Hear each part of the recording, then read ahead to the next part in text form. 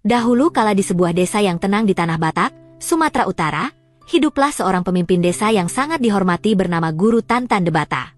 Setelah sekian lama menanti kehadiran buah hati, kebahagiaan besar akhirnya menyapa keluarganya. Istrinya melahirkan sepasang anak kembar yang sangat rupawan, seorang laki-laki dan seorang perempuan. Dalam kepercayaan masyarakat setempat saat itu, kelahiran anak kembar berbeda jenis kelamin dianggap sebagai sebuah peristiwa besar yang membawa pertanda khusus. Sang anak laki-laki diberi nama Aji Donda Hatahutan, sementara adik perempuannya diberi nama Tapi Nauasan. Mereka tumbuh besar dalam limpahan kasih sayang dan perhatian yang luar biasa dari orang tua dan seluruh penduduk desa. Seiring berjalannya waktu, Aji Donda dan Tapi Nauasan tumbuh menjadi remaja yang luar biasa. Aji Donda memiliki perawakan yang gagah dan kuat, sedangkan Tapi Nauasan memiliki paras cantik jelita yang menyejukkan hati siapapun yang memandangnya. Namun, ada sesuatu yang berbeda dari kedekatan mereka. Sejak kecil, keduanya seolah tidak bisa dipisahkan satu sama lain. Di mana ada Aji Donda, di situ pasti ada Tapi Nauasan. Kedekatan ini awalnya dianggap sebagai kasih sayang saudara yang wajar, namun perlahan-lahan benih perasaan yang berbeda mulai tumbuh di hati mereka. Mereka mulai menjalin hubungan asmara yang terlarang, sebuah ikatan yang sangat ditabukan dalam adat istiadat dan aturan moral masyarakat mereka. Kabar tentang hubungan tidak wajar ini perlahan mulai tercium oleh penduduk desa. Suasana yang tadinya tenang berubah menjadi tegang. Alam seolah-olah ikut merasakan ketidakharmonisan tersebut. Hujan tak kunjung turun, tanaman di ladang mulai layu, dan hewan ternak warga banyak yang jatuh sakit. Para tetua desa mulai berbisik-bisik bahwa ada sesuatu yang salah yang sedang terjadi di tanah mereka. Menyadari bahwa cinta mereka tidak akan pernah direstui dan justru membawa malapetaka bagi orang banyak, Aji Donda dan Tapi Nauasan memutuskan untuk melarikan diri jauh ke dalam hutan belantara di puncak perbukitan. Mereka berharap bisa menemukan tempat di mana tidak ada satupun orang yang bisa menghakimi perasaan mereka. Setelah menempuh perjalanan jauh melintasi semak berduri, mereka sampai di sebuah tempat yang sangat sunyi. Di sana berdiri sebuah pohon besar yang sangat aneh namun terlihat megah, yang dikenal dengan nama pohon piapi. Pohon itu seolah memiliki daya pikat magis yang kuat. Karena kelelahan dan rasa haus yang luar biasa, Tapi Nauasan melihat ada buah yang sangat ranum di dahan pohon tersebut. Tanpa ragu, ia memanjat pohon itu untuk memetik buahnya. Namun, keajaiban yang mengerikan terjadi. Begitu kakinya menyentuh batang pohon, tubuhnya seolah-olah tersedot ke dalam serat kayu. Ia berteriak meminta pertolongan kepada kakaknya.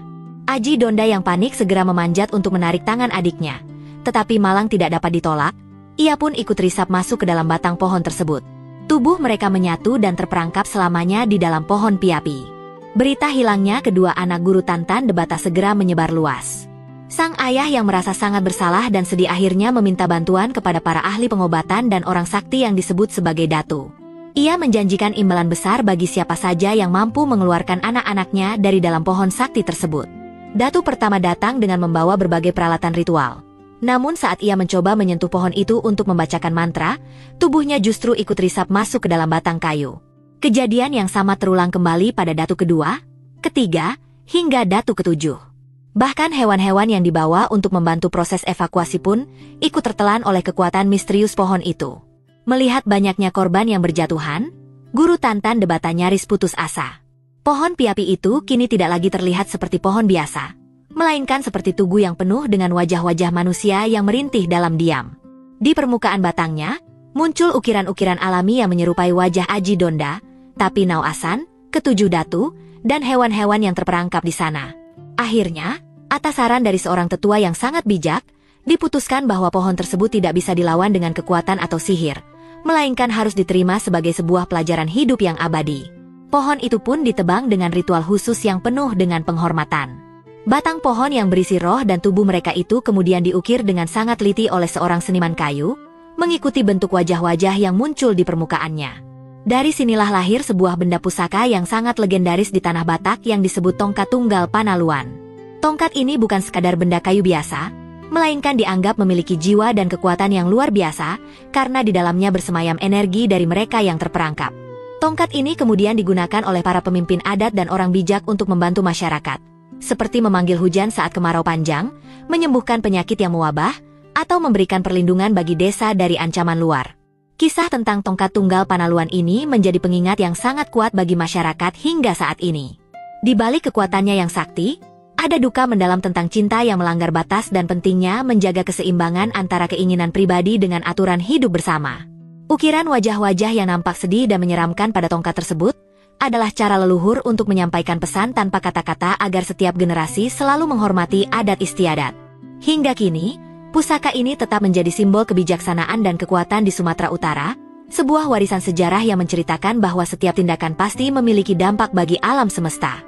Selesainya kisah ini membawa kita pada sebuah pemahaman bahwa sejarah dan legenda bukan sekadar cerita sebelum tidur.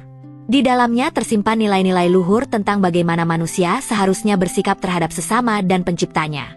Kejadian di masa lalu, meski terasa pahit, telah diubah menjadi sebuah kekuatan perlindungan bagi banyak orang melalui kehadiran tongkat sakti tersebut. Kita belajar bahwa keharmonisan alam sangat bergantung pada perilaku manusia di dalamnya.